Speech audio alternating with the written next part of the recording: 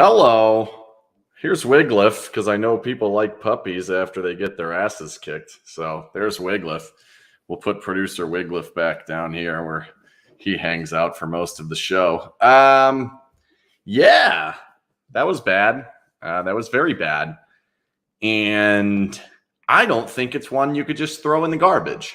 I don't think it's like end of the world, oh shit, the world, the sky's falling or anything of that sort. I'm not trying to say that, but what I do think, and what is definitely something that is concerning, is that I think that's the team they're going to have to go through after whoever they play in the first round.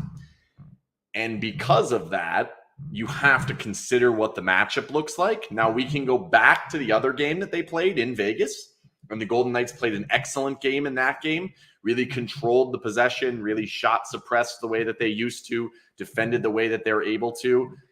That's what you want to see in this game. Obviously, that's not what we got. I don't think you can basically just throw it in the garbage, though, because there are pieces to the way that Calgary plays that the Golden Knights are going to have to be aware of, as not only that's something that you're going to see from Calgary down the road, but also I think that it's something, and there's pieces of it that you're going to start to see other teams kind of take away some of the things that Calgary's able to do. Now, obviously, not everybody's able to do the same things as Calgary. Not everybody's able to match up with Vegas. And I don't think it's like some over-the-top awesome matchup that the Golden Knights will, have no chance of winning. I think if the series were to start tomorrow without Jack Eichel, with Mark Stone, I would probably take Vegas in that series. Now, things are going to change, and I'll get into the Stone thing in a bit here, but there are some pieces of that game that concern me. And I think the biggest piece is just the Golden Knights' unwillingness to move players away from the front of the goal. And in this particular case, it was, Lucic standing there for a good portion of it. But I think there's also issues with Tkachuk gets down under in there, that can get under in there. Mangiapane's kind of a pain in the ass and how he plays and what he's been able to do. So definitely a dangerous player there as well. There's just a lot of what they do in the offensive zone that can potentially give the Golden Knights problems. And then when you consider that this particular Golden Knights team, and maybe that will change as they maybe get Alec Martinez back, as they get White Cloud back, and as you take out the bottom pair of players that have been in there for them, and you kind of settle that roster back into what it's supposed to be, assuming we get there, which has been awfully difficult for this team health-wise this season. Again, I will get into Mark Stone shortly, but the way that things have gone this season, you're seeing massive numbers of high danger chances. And when you have players that have been in the postseason, have done these types of things before, and they're not a team that's been awesome in the playoffs, but they've been there before, and I don't think they're going to be concerned or afraid of the Golden Knights. I think there are issues and there's concerns that if the Golden Knights do not shore up their defense in a big way, that things are going to go the wrong way when they get to the most important games of the season. I don't give a fuck that they lost 6-0 today. I really don't. It's not that big a deal. They fall out of first on percentage. The only piece that I don't particularly like about it is the fact that they've got 6 days off before the next game. It's a tough game. You have the situation where you don't know where you're at health-wise with your captain, all of these things going on. And I think we talked about it a little bit on the podcast, that when you have these situations where you have these long breaks and you don't play well in the game right before it, you tend to not feel so good about what you've been doing, and it'll feel like they've lost 2 or 3 games in their own minds. I think it's going to feel that way to us as well. And then if they cannot play a great game against Colorado, which it's going to take an A-plus game to beat that team at T-Mobile, that's where you're talking about are they going to fall into a little bit of a rut they should not be in? Like, this is not a team that should be worried about their playoff position. This isn't a team that should be worried about anything but the process of getting better at what they do. There are major holes in what they've done this season. We saw it last night. I know everyone got all sad and upset and frustrated with me last night that I didn't like the way they played. I'm not going to go too in-depth about that because I still think people aren't ready to hear it, which is fine. I just saw a lot of the same things in this particular first period.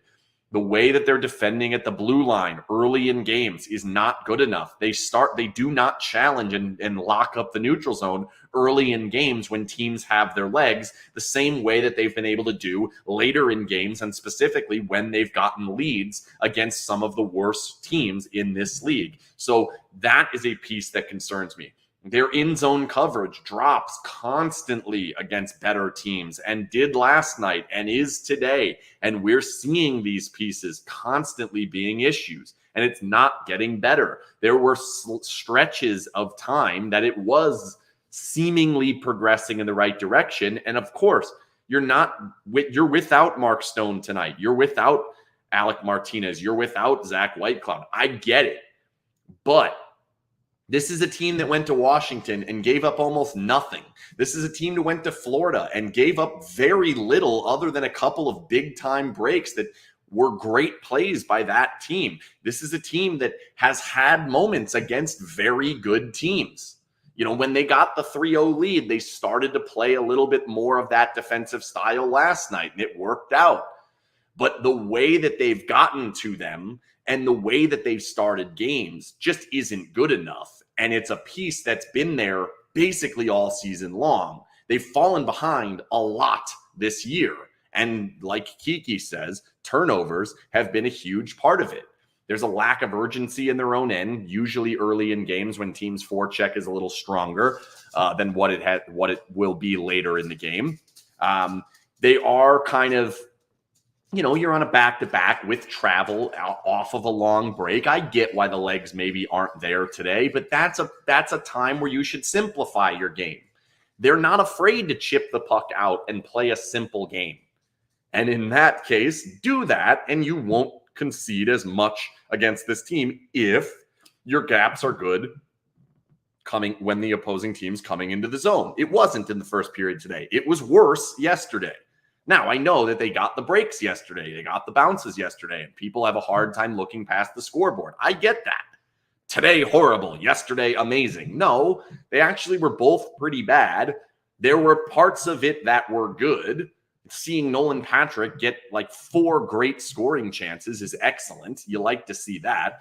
I do think there are players that it's like, man, we need you to do something here. Max Pacioretty, I think, would be at the top of that list. I don't know what's going on there, but he has not been good for a period of time here. That's like, we're going on 8, 9, 10 games or whatever since he's been back. Not good enough. And then I think the biggest thing that concerned me the most today was kind of the way that Calgary was ripping apart the Golden Knights, both with the puck going into the offensive zone and then the way that they were stopping the Golden Knights with their kind of, it's like an overload. They like to overload the puck carrier with their forecheck and with their neutral zone. It's something the Golden Knights used to do very well.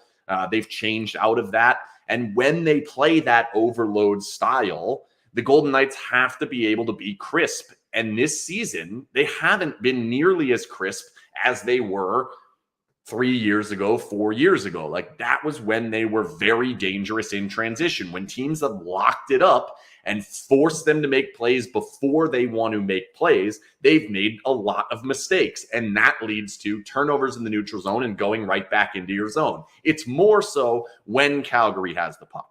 When the Golden Knights are at their best, they're very difficult to do a number of things against. The first thing and the most important thing is to gain any sort of offensive rhythm. And the reason the Golden Knights are so incredibly good at that is because they're very good at forechecking. Like, they have good sticks in the offensive zone. They have good skaters. They take good angles. They have a lot of players that are strong in the offensive zone. Then in the neutral zone, they're very dedicated to their systems since Pete DeBoer has been there. They were good in their 1-2-2 before. They're good in their 1-1-3 now. Then they're also excellent skaters for the most part with their defensemen, which means they are able to get good gaps. Their defensemen trust their forwards to help them, allowing them to get good gaps. And then when the puck is put in behind them, they have good enough stick work with their goalies. I don't think it's elite by any stretch of the imagination, but it's okay. And when you do that, you have high-end skaters that can get back there, turn the puck up, and get it out real quickly. And they have been good normally at getting their forwards against the wall and making good decisions to get the puck out, whether that's chipping it to the middle, the puck support player coming up the wall with the player, or just chipping it up and out on the boards. That's been a huge part of what they've done well over the course of the DeBoer era. This season, it hasn't been nearly as good, but there have been enough moments that you can feel like, okay, when this team's healthy, it'll be fine. It'll be good enough. That's what we want to see. But now you watch this game and you think back to the Carolina game and at times the Florida game, and there have been other ones before that, usually the better teams. Tampa was one where I thought it went pretty well against them, which was surprising because they play a 1-1-3 as well, and they should be used to it. But this team had an answer for it. The way that they were carrying the puck through the neutral zone, the way they were hitting outlet passes, the way they were sucking the forward who's playing along the blue line off the blue line on a play that isn't even designed to enter. And then that led to backing off of the gaps and allowing these opportunities. That's how they got their third goal. It was an excellent play that was set up by a good pass from inside of their zone, good coaching to set them up and give them that answer, and then exactly the Golden Knights system playing the way that they normally would, being taken advantage of. Then in the defensive zone, that's the other part that the coaching concerned me a little bit today, that this team had answers.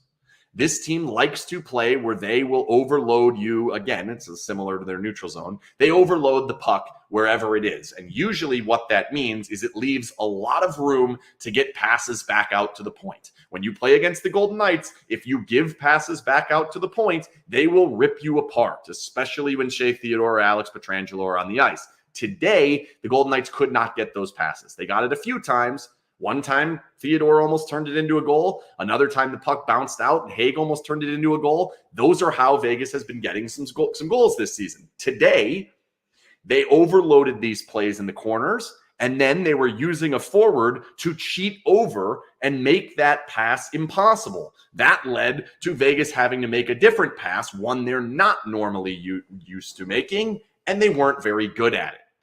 And that's another piece that you look at the system, and systematically, there were some concerns there of the way that things were going. That's why I'm not saying throw the tape in the garbage. Now, the performance that they put out, you can throw that away. I don't think they're going to play that poorly and be that far of a step behind that often. They're on the second night of a back-to-back. That's an excuse that was used, and it's fine. You know, they're usually awesome on second nights of the back-to-back. At one point, they said, look, they're the best team ever on back-to-backs. And then in the second period and then in the postgame, it was, well, they're on the second night of a back-to-back. And now I'm using the excuse too. So I don't know if that's even fair. But the way that this game went down and some of the things that happen have to have you concerned that other teams who play that type of hockey, and we very well may be looking at 3 of them in a row, probably more like 2 in the postseason, where it'll be St. Louis or Minnesota and then Calgary. I don't think Colorado plays that way, but Colorado, I would imagine, will have a different plan coming in against Vegas this time. And this is going to be a very, very different Vegas team, so I don't know what to make of that series. I want to see them play a little bit more. But that type of team and that type of style, when you have those answers and it's on tape and it's easy to see and it shows that you can tear this team apart that way, that's concerning.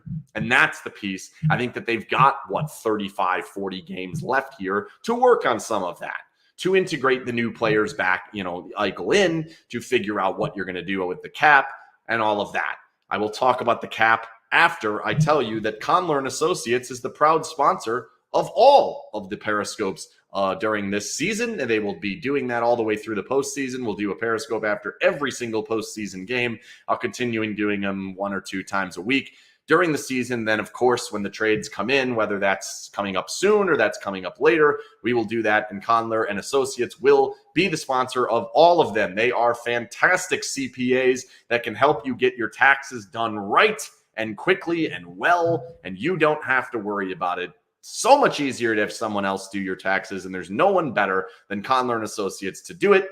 Huge Golden Knights fans, very frustrated. I'm sure Gary is out of his mind tonight. I can only imagine. Go to conlercpa.com and tell them that SinBin sent you, and they will hook you up with a free consultation, and that would mean a lot to me. Okay, so Mark Stone. So we all know that we're starting to get to the point where they're going to have to find $10 million of salary cap to get Alec Martinez and Jack Eichel into the lineup. Mark Stone has been fighting a back injury for a majority of this season. In game 2, he kind of tightened up, went out for about a month or so, and since then he's been in and out of the lineup here and there. He's played quite a few games, but then there's been days where he just goes out and can't play. It was announced about 30 minutes before the game or 45 minutes before the game today that he was unable to play. After the game, it was certainly not like a one-off type of thing where they said, it wasn't that big a deal. He'll play on Wednesday. That's not what was said. It was described specifically as something that he's been dealing with in the past, which leads me to believe it remains the same back problem. There are two ways to look at this. Number one, the optimistic way. And that is that the Golden Knights need $9.5 million worth of cap, and they just so have found it just by finding this player. Going to be awfully difficult for the NHL to question a neck injury or a back injury and say, well, you know what? There's nothing they can do about it. If the Golden Knights want to put Mark Stone on the shelf for the remainder of the season to get their other players off LTIR, they probably can get away with it. Now, it's important to note they did not put Mark Stone on IR, not LTIR, just IR today. They didn't need the extra player. They had already traveled, whatever. We'll see what happens come Wednesday when we get there, and there will be practices in between. If they decide to go that route, that means Mark Stone's first game with Jack Eichel will be in the postseason. And that's a big-time concern. This is not exactly the same situation as Tampa, because Tampa had their player jumping right back on the same line and in the same system. This, I think you're going to see some changes when they get Jack Eichel in there. The power play is going to have to be having that consistency with Stone and Eichel. I think there's a chance, maybe a pretty good chance, that Eichel actually plays with Stone. I will still make the argument that they should not, but there's a chance that they do. If they go down this road, they don't never play together. Literally not once, unless two other players get injured, and then magically Stone is healthy again. I also think if you're the NHL and if you're the other GMs and other owners, you're probably going to be down the NHL's throat to make sure that the Golden Knights are not going to get away with this, that they can't just have him conveniently miss the game right before it seems likely that Eichel's coming back, and then all the way out for the end of the season, and then conveniently be there for game 1 of the postseason. But at the same time, a team did it last year. That was Tampa. There's really no rule against it because Tampa just did it and no one changed it into this season. And it's going to be awfully difficult to say that he's not healthy if he tells you, I'm not healthy. And if Mark Stone has the ability to say that he's not healthy and he isn't able to play, there's really nothing they can do about it. So they could potentially have found their Kucherov. It's always been an option. But while Mark Stone's been playing, it's always seemed unlikely to me that they would decide, well, let's take our most important player and our captain and wipe him off the planet for the rest of the season, which is to February 9th, March 9th, April 9th. You're almost 3 months that he would have to be out.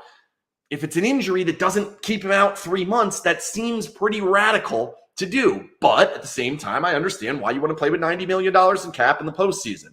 Or the pessimistic way to look at this is if Mark Stone is having the same back injury again, this would be the third, possibly even fourth time. I've lost count. I know there's at least 3.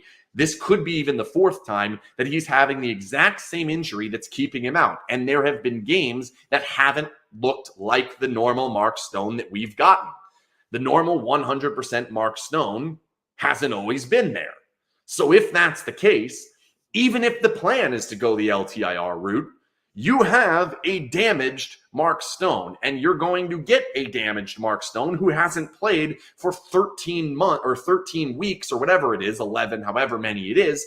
That doesn't seem ideal for what you're trying to do, especially when we've talked about some issues that this team has had in the past. They are not the perfect team at this point. They've never been the perfect team. In fact, they're not even in first place anymore. And if you go through the standings, they're barely even in the top 16 at this point. They are there. I think they're in like 13th or 14th, but it's not that far off. So they haven't been perfect. And I know the injuries are there. The excuses is fine. I get that. But back injuries are a serious thing. And then you're plugging back in a neck injury that is a serious thing. I think he's going to be fine. I really do. But...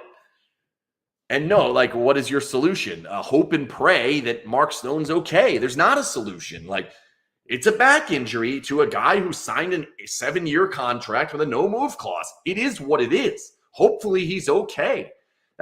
All you can do is hope at this point. Meanwhile, I think there's also hope that he doesn't play again this season until the postseason. So it's a weird situation. It's a conundrum that I've talked about and yelled about and been frustrated about before. But here we are. Then you also have Max Pacioretty hasn't been very good since he's come back from his injury. Zach Whitecloud keeps getting hurt. I don't think it's his fault, but he keeps getting hurt. Alec Martinez hasn't played for 4 months or whatever it's been. And I don't know what's going on there. You know, you've had guys in and out of the lineup this entire season. It's concerning.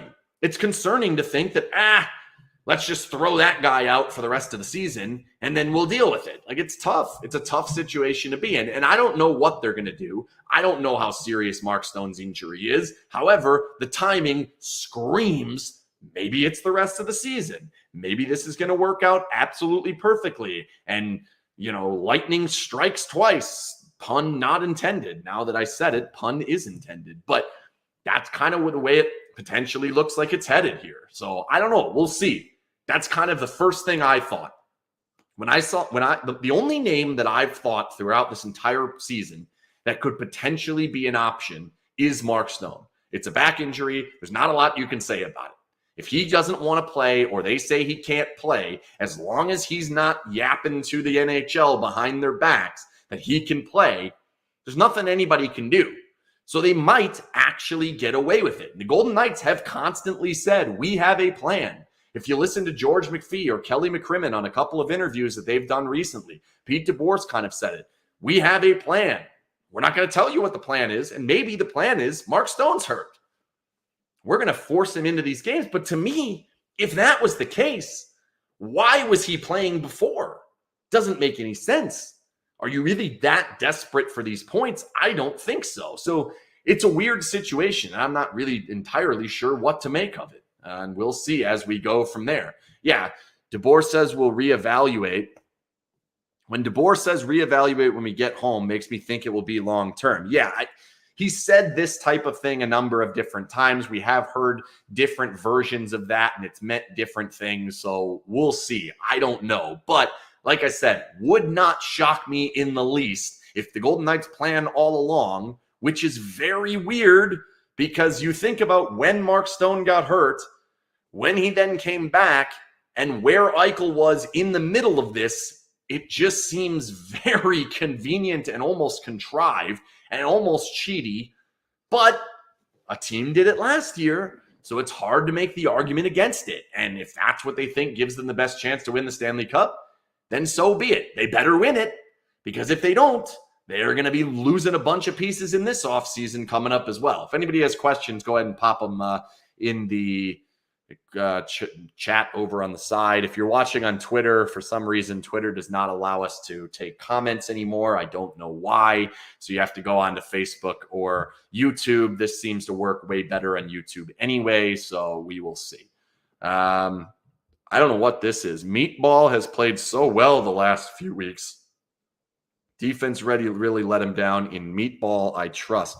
I'm not really sure who Meatball is. Is that Brossoit? Is that Leonard? I'm not sure who Meatball is. So whoever Meatball is, like I said, I don't even think I have to mention goalies today because Brossoit was excellent last game. Leonard was not amazing today, but he wasn't the reason they lost the game. So I don't know. Hey from AR. Yep. Hello. How are you? I don't know. Leonard, bro. Okay. Sorry, bro. Yeah, I don't know when he was called Meatball. Panda is usually the nickname that I've heard for Robin Leonard. If this plan happens, are you more worried about Stone or Eichel come playoffs? About the same. Like, Eichel's never played in a playoff game before. Eichel has never been in this system before. I don't think that this system is exactly screaming, helping guys play defense when they haven't had a history of playing a ton of defense. Concerning there. But then if you're telling me that Stone's out for the rest of the season, the NHL is going to investigate it and actually conclude that he is indeed out for the rest of the season. The Golden Knights don't have to make the trade. And then he magically comes back in the first game of the postseason. I would argue probably Stone would be the bigger concern. I think the silver lining is that the remaining schedule will be much easier. I don't particularly care about the schedule. If this team doesn't make the playoffs, they were never going to win the Stanley Cup anyway. So who cares whether they make, what the schedule says? They're either going to get in because they're good enough and they're actually going to be able to go on a Stanley Cup run, or they falter and can't even get in the playoffs. And if they can't, then they're one of the bottom half teams in the league and they stink.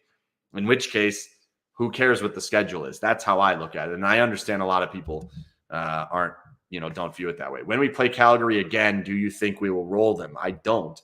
I think this is a tough matchup for the Golden Knights, and I think it's a situation where they do a lot of the things that make things difficult on Vegas. I think they have a coach that has been a problem for Pete DeBoer in his past. That's concerning to me.